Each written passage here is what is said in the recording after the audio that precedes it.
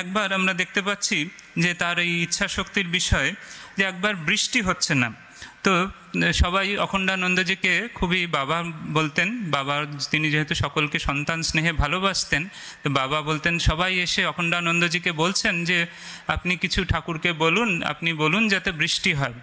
তিনি তখন বহুদিন বহু রাত ধরে একেবারে ঠাকুরের কাছে, শ্রীরামকৃষ্ণের কাছে এই বৃষ্টির জন্য প্রার্থনা করছেন। কখনো কখনো ওঙ্কার ধ্বনি প্রণব করছেন, সারা রাত ধরে ঠাকুর যাতে বৃষ্টি হয় সেরকম চেষ্টা করছেন। এবং সত্যি সত্যি দেখা গেল যে কিছুদিন পরে প্রবল বৃষ্টি, দু একদিনের মধ্যেই বৃষ্টি হতো। যখন এরম অনাবৃষ্টি হতো তখন তিনি প্রবলভাবে প্রার্থনা করতেন এবং তার সেই ইচ্ছা শক্তির কাছে এরকম একেবারে বৃষ্টি হতো। তাই জন্য প্রবল ইচ্ছাশক্তি যদি কারোর থাকে, সে যে কোনো জিনিস যে কোনো লক্ষ্যে পৌঁছাতে পারবে, সেটি বৃষ্টি হওয়াই হোক কিংবা যে কোনো লক্ষ্যই হোক।